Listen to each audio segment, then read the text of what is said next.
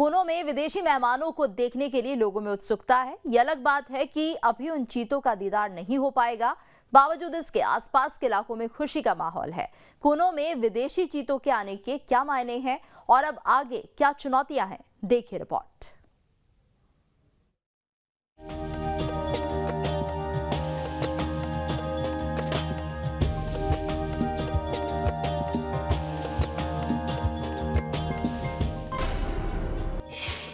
कूनो में विदेशी मेहमान बढ़ाएंगे शान।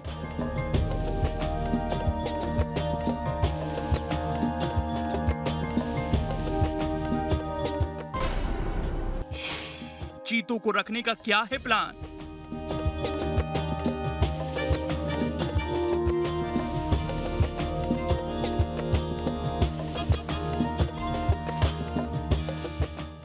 ये तस्वीरें तब की हैं जब दक्षिण अफ्रीका से 12 चीते उड़ान भरने वाले थे।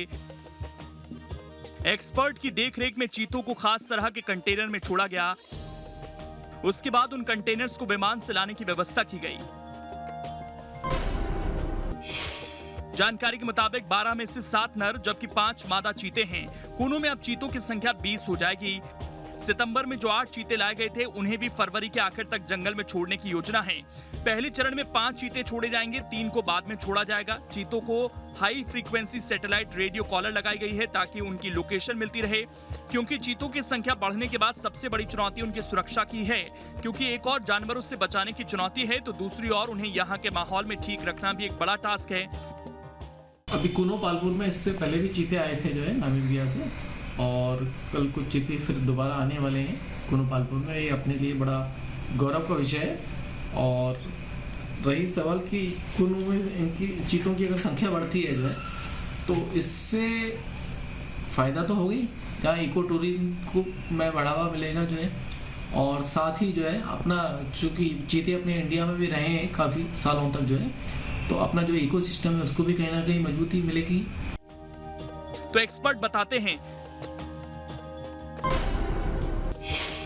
कि वन्य जीवों के लिए एमपी के जंगल अनुकूल हैं, प्रजनन के लिए बेहतर माहौल मिलता है।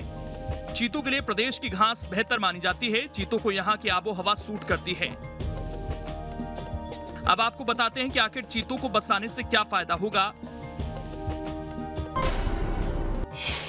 तो बताया जाता है कि चीतों के विलुप्त होने से ग्रासलैंड की इकोलॉजी खराब हुई थी। इस इकोलॉजी को ठीक करना था।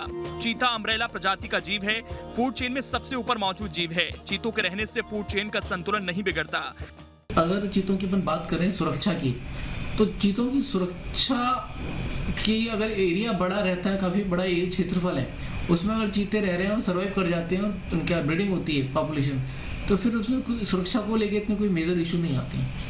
अगर आप छोटे उसमें एनक्लोजर में कैप्टिव में रखते हैं और उसमें दूसरे अदर जो है बियर है, लेपर्ड वगैरह रहते हैं, तो उनका थोड़ा सा थ्रेट है कि उनको चीतों की जो सुरक्षा है उनको जो है क्षति पहुंच सकती है। अदरवाइज कूनो को पालपुर कूनो का जो एरिया है वो काफी बड़ा एरिया है, बहुत विस्तृत है, और उम्मीद है कि अगर वो आते हैं और ओपन में ब्रीडिंग करते हैं जो है, कैप्टिव में ना ओपन में ब्रीड करते हैं जो है और सर्वाइव करता है, तो ये अपने लिए पूरे लिए भारत के लिए और पूरे देश के लिए जो है ये बड़ा गौरव का विषय है। इसलिए चीतों की संख्या बढ़ाने पर खास जोर है और ये तभी होगा जब कूनो के बाद नए आशियाने और बढ़ाए जाएं। इसीलिए केंद्र और राज्य सरकार मिलकर चीतों के लिए दूसरा ठिकाना तैयार करने में जुटे हैं ताकि चीतों की संख्या में इजाफा हो सके।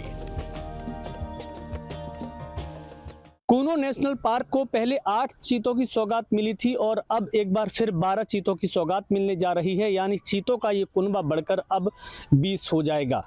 इतनी बड़ी संख्या में चीतों को आने के बाद शासन के सामने एक बड़ी चुनौती इनके रख रखाव की भी होगी, क्योंकि पहले जो चीते आए थे उन्हें निगरानी में रखना और फिर उन्हें अन्य वन्य प्राणियों से बचाना एक बड़ी चुनौती थी। हालांकि वन विभाग का मानना है कि उनके पास पर्याप्त जगह है, ऐसे में इन चीतों को कोई तकलीफ नहीं होने दी जाएगी और आने वाले दिनों में चीता भी मध्य प्रदेश की पहचान बन सकेंगे। Vinod Sharma, news state. खबर तो ये है कि चीतों के आने से कूनो विकसित हो रहा है, पर्यटन और रोजगार बढ़ने की संभावना है। आसपास के लोगों की उम्मीदें आसमान पर हैं।